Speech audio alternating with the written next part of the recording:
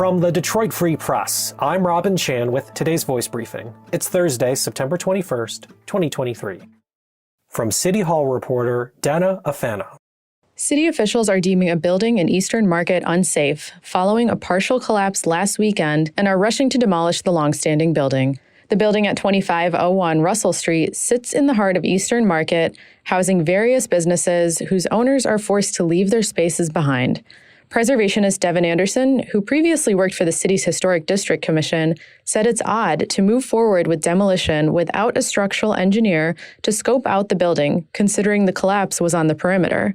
But the city's Building and Safety Department said it's unsafe for even a structural engineer to enter. Since 2007, the building received 9 blight violations. But the city would not release the latest building inspection report and instead referred us to the Freedom of Information Act, which could take several days, weeks, to months to even receive a response. Hi, I'm Bill Leitner at the Free Press in Detroit with a tale about wagging tails and wagging tongues. The wagging tails belong to pit bulls, which their owners insist are no more aggressive than other dogs. Wagging tongues debated that notion this week at a city council meeting in Grosse Pointe Shores. That after a pit bull owned by a Detroit Lions player, badly injured a small dog. The owners of the injured cockapoo have sued the Lions player, and they've said they were injured too.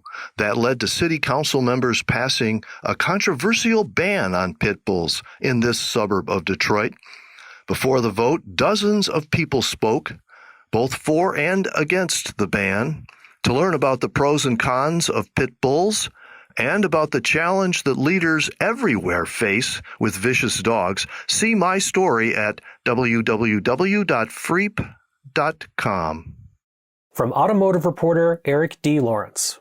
Stellantis says it expects to lay off almost 370 workers in Ohio and Indiana because of the UAW strike affecting its Toledo assembly complex. Company spokeswoman Jody Tinson sent an email Wednesday listing the locations. Quote, as a consequence of the strike action at the Toledo Assembly Complex, Stellantis confirms that it will immediately temporarily lay off 68 employees at the Toledo machining plant in Perrysburg, Ohio, due to storage constraints. All other production at this facility continues. In addition, we anticipate similar actions at Kokomo Transmission and Kokomo Casting in Kokomo, Indiana, affecting an estimated 300 employees at these two facilities. End quote.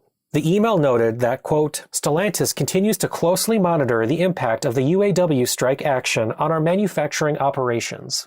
End quote. Toledo Assembly Complex builds the Jeep Wrangler and Gladiator. A message seeking comment was sent to UAW spokesman Jonah Furman.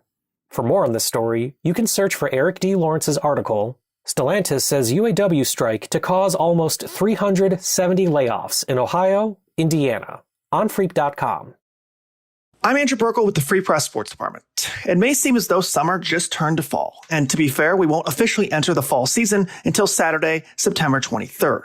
But before you know it, baseball will be wrapping up and our fall sports staples will give us a different form of nightly viewing.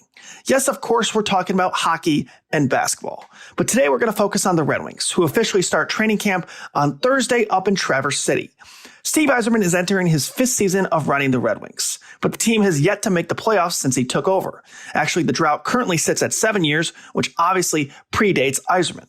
But Yzerman and his staff have been working to reverse course on that downward trend, including a very busy offseason on all 3 fronts: the NHL draft, free agency, and the trade market. Yzerman brought in a lot of fresh blood on the blue line, and perhaps most notably, he traded for forward Alex DeBrincat, a goal-scoring sniper from Ottawa who should make an instant impact. But when speaking with the media on Tuesday, Yzerman refused to take the bait by setting an expectation for this year's team.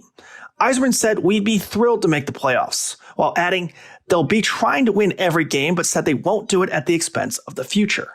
On some level, it may be frustrating for Wings fans to hear. This drought, paired with some poor play from the basketball, football, and baseball teams in town, has the city ready for a winner. But at the same time, you have to respect what Yzerman is trying to do. He said he doesn't want to be a one-year playoff fluke team. He's interested in building a perennial contender.